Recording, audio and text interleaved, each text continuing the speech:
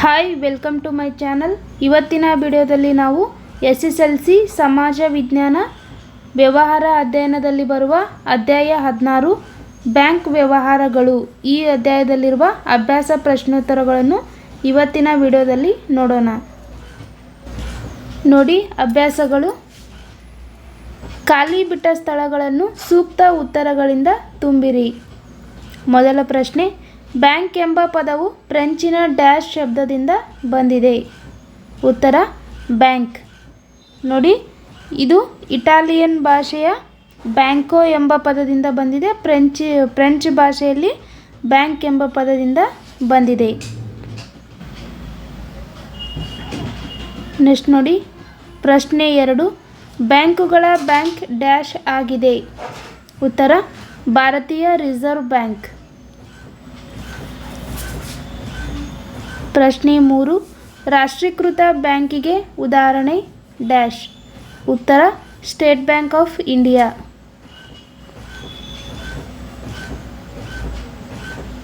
ಪ್ರಶ್ನೆ 4, ರಾಷ್ಟ್ರೀಯ ಉಳಿತಾಯ ಪತ್ರಗಳನ್ನು ಡ್ಯಾಶ್ ಇಲಾಖೆಯು ನೀಡುತ್ತದೆ. ಉತ್ತರ ಭಾರತೀಯ ಅಂಚೆ. 5ನೇ ಪ್ರಶ್ನೆ, ಬ್ಯಾಂಕಿನಲ್ಲಿ ದಿನಕ್ಕೆ ಎಷ್ಟು ಬಾರಿಯಾದರೂ ವ್ಯವಹರಿಸಬಹುದಾದ ಖಾತೆ ಡ್ಯಾಶ್. ಉತ್ತರ ಚಾಲ್ತಿ ಖಾತೆ ಅಂದರೆ ಕರೆಂಟ್ ಅಕೌಂಟ್. ಪ್ರಶ್ನೆ 6, ಠೇವಣಿಯನ್ನು ನಿಗದಿತ ಅವಧಿಗೆ ಡ್ಯಾಶ್ ಖಾತೆಯಲ್ಲಿ ಇಡಬಹುದಾಗಿದೆ. ಉತ್ತರ ನಿಶ್ಚಿತ ಠೇವಣಿ ಖಾತೆ.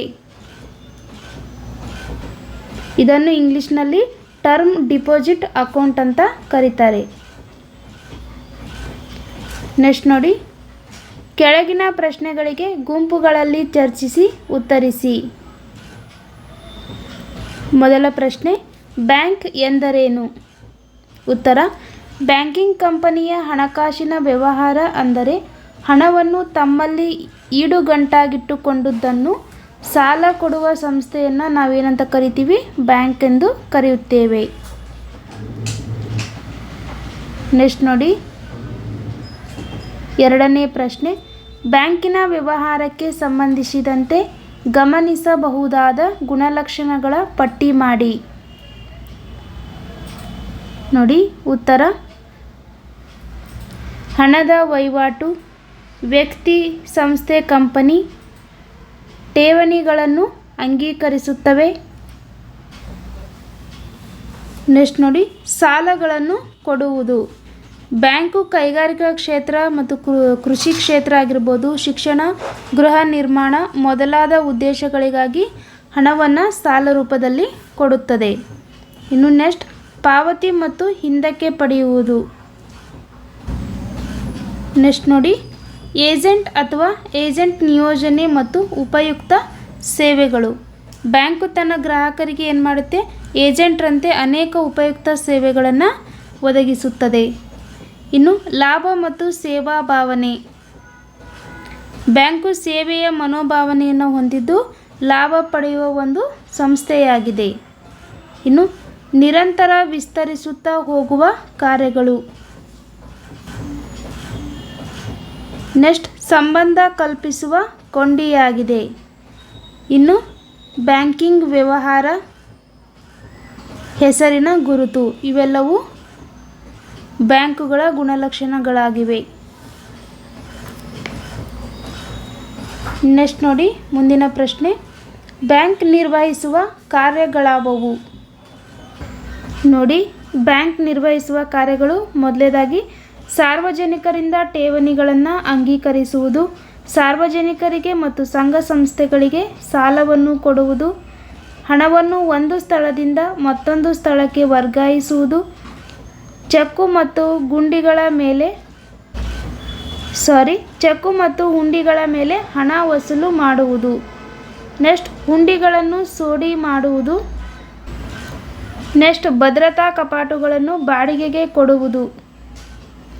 ಇನ್ನು ವಿದೇಶಿ ವಿನಿಮಯದ ವ್ಯವಹಾರಗಳನ್ನು ನಿರ್ವಹಿಸುವುದು, ಬೆಲೆ ಬಾಳುವ ವಸ್ತುಗಳನ್ನು ತಮ್ಮ ಸುಪರ್ದಿಗಳಲ್ಲಿ ಭದ್ರವಾಗಿ ಇಟ್ಟುಕೊಳ್ಳುವುದು.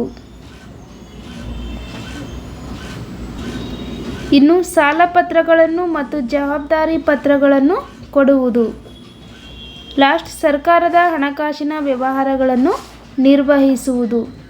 ಇವೆಲ್ಲವೂ ಬ್ಯಾಂಕ್ ನಿರ್ವಹಿಸುವ ಕಾರ್ಯಗಳಾಗಿವೆ. ಇನ್ನು ನೆಕ್ಸ್ಟ್ ನೋಡಿ ಮುಂದಿನ ಪ್ರಶ್ನೆ, ಬ್ಯಾಂಕ್ ಮತ್ತು ಗ್ರಾಹಕರ ಸಂಬಂಧವನ್ನು ತಿಳಿಸಿ. ಇಲ್ಲಿ ನೋಡಿ ಬ್ಯಾಂಕ್ ಮತ್ತು ಗ್ರಾಹಕರ ನಡುವಿನ ಸಂಬಂಧವನ್ನು ಎರಡು ರೀತಿಯಾಗಿ ವಿಂಗಡಿಸಲಾಗಿದೆ. ಒಂದನೇದು ಸಾಮಾನ್ಯ ಸಂಬಂಧ, ಇನ್ನೊಂದು ವಿಶೇಷ ಸಂಬಂಧ. ಮೊದಲೇದು ನೋಡಿ ಸಾಮಾನ್ಯ ಸಂಬಂಧ. ಇದನ್ನು ಮೊತ್ತ 3 ಮುಖ್ಯ ವಿಧಗಳನ್ನು ಹೊಂದಿದೆ. ಒಂದನೇದು ಪ್ರಾಥಮಿಕ ಸಂಬಂಧ, 2 ಸಹಾಯಕ ಅಥವಾ ಉಪಕಾರ ಸಂಬಂಧ, 3 ಕಾರಬಾರಿ ಅಥವಾ ನಿಯೋಗಿ ಮತ್ತು ಮುಖ್ಯಸ್ಥನ ಸಂಬಂಧ. ಇವು ಸಾಮಾನ್ಯ ಸಂಬಂಧವಾಗಿವೆ. ಇನ್ನು ಎರಡನೇದು ವಿಶೇಷ ಸಂಬಂಧ. ಚೆಕ್ಕುಗಳನ್ನು ಮನ್ನಣೆ ಮಾಡುವುದು, ಗ್ರಾಹಕನ ಲೆಕ್ಕಗಳ ಗೌಪ್ಯತೆಯನ್ನು ಕಾಪಾಡುವುದು. ಇವೆಲ್ಲವೂ ಬ್ಯಾಂಕ್ ಮತ್ತು ಗ್ರಾಹಕನ ನಡುವಿನ ಸಂಬಂಧಗಳಾಗಿವೆ. ನೆಕ್ಸ್ಟ್ ನೋಡಿ ಪ್ರಶ್ನೆ 5, ಬ್ಯಾಂಕ್ ಖಾತೆಯಲ್ಲಿ ಉಳಿತಾಯ ಖಾತೆ ತೆರೆಯುವವರ ಸಂಖ್ಯೆ ಹೇರಳವಾಗಿರುತ್ತದೆ, ಕಾರಣ ಕೊಡಿ. ಉತ್ತರ ನೋಡಿ, ವೇತನ ಪಡೆಯುವರು ಅಥವಾ ಒಂದು ನಿಯಮಿತ ಆದಾಯ ಹೊಂದಿರುವ ಜನರಿಂದ ಉಳಿತಾಯ ಖಾತೆ ತೆರೆಯಲ್ಪಡುತ್ತದೆ. ಇನ್ನು ವಿದ್ಯಾರ್ಥಿಗಳು, ಹಿರಿಯ ನಾಗರಿಕರು, ಪಿಂಚಣಿದಾರರು ಕೂಡ ತೆರೆಯಲು ಅವಕಾಶವಿದೆ. ಜನರು ಹಣ ಉಳಿತಾಯ ಮಾಡಲು ಸಹಾಯ ಮಾಡುತ್ತದೆ. ಇನ್ನು ಗರಿಷ್ಠ ಮಟ್ಟಕ್ಕೆ ಪರಿಮಿತಿ ಇರುವುದಿಲ್ಲ. ಬ್ಯಾಂಕಿನಿಂದ ಹಣ ಹಿಂದಕ್ಕೆ ಪಡೆಯಲು ಚೆಕ್ಕು ಪುಸ್ತಕ ಅಥವಾ ಹಣ ಹಿಂದಕ್ಕೆ ಪಡೆಯುವ ಚೀಟಿಯ ಮೂಲಕ ಸಾಧ್ಯವಿದೆ. ಇದರಿಂದಾಗಿ ಬ್ಯಾಂಕ್ ಖಾತೆಯಲ್ಲಿ ಉಳಿತಾಯ ಖಾತೆ ತೆರೆಯುವವರ ಸಂಖ್ಯೆ ಹೇರಳವಾಗಿದೆ. ಇನ್ನು ನೆಕ್ಸ್ಟ್ ನೋಡಿ ಪ್ರಶ್ನೆ 6, ಬ್ಯಾಂಕ್ ಖಾತೆ ತೆರೆಯುವುದರಿಂದ ಆಗುವ ಅನುಕೂಲಗಳಾವುವು? ಉತ್ತರ ನೋಡಿ, ಬ್ಯಾಂಕ್ ಖಾತೆ ತೆರೆಯುವುದರಿಂದ ಆಗುವ ಅನುಕೂಲಗಳು. ಮೊದಲನೇದಾಗಿ ಹಣದ ಭದ್ರತೆಯನ್ನು ಕಾಪಾಡುತ್ತದೆ. ಹಣದ ಪಾವತಿಗಳನ್ನು ಮಾಡಲು ಸಹಾಯ ಮಾಡುತ್ತದೆ. 3 ಹಣವನ್ನು ವಸೂಲು ಮಾಡಲು ಸಹಾಯ ಮಾಡುತ್ತದೆ. 4 ಸಾಲ ಪಡೆಯಲು ಸಾಧ್ಯವಾಗುತ್ತದೆ. ಇನ್ನು ವ್ಯವಹಾರಗಳನ್ನು ಸುಗಮವಾಗಿ ನಡೆಸಲು ಸಾಧ್ಯ ಮಾಡಿಕೊಡುತ್ತದೆ. ಭದ್ರತಾ ಕಪಾಟುಗಳನ್ನು ಪಡೆಯಬಹುದು. ಇವೆಲ್ಲವೂ ಬ್ಯಾಂಕ್ ಖಾತೆ ತೆರೆಯುವುದರಿಂದಾಗುವ ಅನುಕೂಲಗಳು. ನೋಡಿ ಇಲ್ಲಿಗೆ ವ್ಯವಹಾರ ಅಧ್ಯಯನದಲ್ಲಿ ಬರುವ ಅಧ್ಯಾಯ 16 ಬ್ಯಾಂಕ್ ವ್ಯವಹಾರಗಳು ಈ ಒಂದು ಅಧ್ಯಾಯದ ಅಭ್ಯಾಸ ಪ್ರಶ್ನೋತ್ತರಗಳು ಮುಕ್ತಾಯವಾಯಿತು. ಇನ್ನು ಮುಂದಿನ ವಿಡಿಯೋಗಳಿಗಾಗಿ ನಮ್ಮ ಚಾನಲನ್ನು ಸಬ್ಸ್ಕ್ರೈಬ್ ಮಾಡಿ ಹಾಗೂ ನಿಮ್ಮ ಫ್ರೆಂಡ್ಸ್ಗೆ ಈ ವಿಡಿಯೋನು ಶೇರ್ ಮಾಡಿ. Thank you.